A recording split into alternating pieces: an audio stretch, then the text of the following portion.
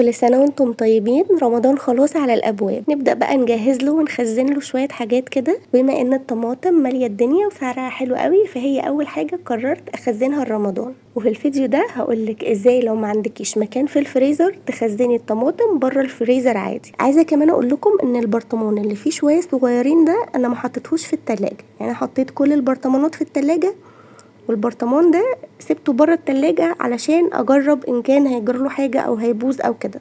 عايزاكم بقى تسمعوا صوت التكة دي اللي هتخليكم متأكدين ان الطماطم مش هيجرالها اي حاجة بره الفريزر.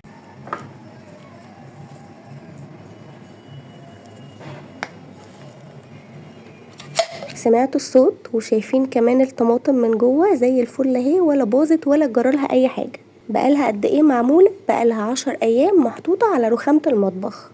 وبقية البرطمانات شلتهم في التلاجة عادي، ولا دي باظت ولا دي باظت اهي. شايفين دي كمان زي الفل. اعملوا لي لايك وفولو وتعالوا نشوف هنعمل ايه. هتجيبي كمية الطماطم اللي انت عايزة تخزنيها، هتغسليها وتقطعيها بالشكل ده كده وتحطيها في حلة، وتحطي لكل كيلو طماطم معلقة صغيرة بس سكر. السكر هيخليها مهما تقعد عندك فترة وتطلعيها تستخدميها طعمها ما يتغيرش وما تحسيش بالمزازة اللي بتضايقك من الطماطم المتخزنة. هنغطي الحلة ونسيبها على نار هادية من غير اي اضافات تاني، هي هتستوي مع نفسها وهتلاقوها نزلت ميتها بالشكل اللي انتم شايفينه ده. احنا كده ممكن نطفي عليها خلاص، بس انا بحب اسيبها على النار شوية لحد ما كمية السوائل دي تقل شوية.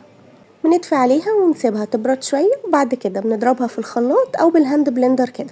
بعد ما بضربها بعديها على مصفى ضيقة علشان اشيل منها البذر والتفل، ولو مش عايزين تصفوها عادي براحتكم. بعد كده بنعبيها في اي برطمان ازاز يكون مغسول ومتنشف كويس جدا. لو هتشيليها في الفريزر عبيها في اكياس عادي. لو ما عندكيش مكان في الفريزر وعايزة تخزنيها هتعملي زي ما هقولك دلوقتي كده. بعد ما عبيت كل الطماطم اللي عندي قفلت البرطمانات كويس جدا. الاكياس دي هاخدها احطها في الفريزر عادي.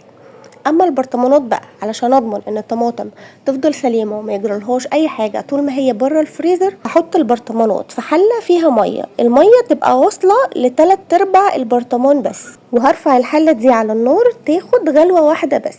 الخطوه دي هي اللي هتخرج اي هواء من البرطمان وتدينا تكه الامان اللي سمعتوها في اول الفيديو. بعد ما البرطمانات بتبرد احفظوها في التلاجة عادي، بس البرطمان اللي تيجوا تفتحوه يفضل تستخدموه كله لان هي معلهاش اي مواد حافظة. فلو فتحنا البرطمان اخدنا منه شوية وسيبنا شوية ممكن جدا يبوظ. ما تنسوش بقى اللايك والفولو، وبألف هنا وشفا على قلوبكم.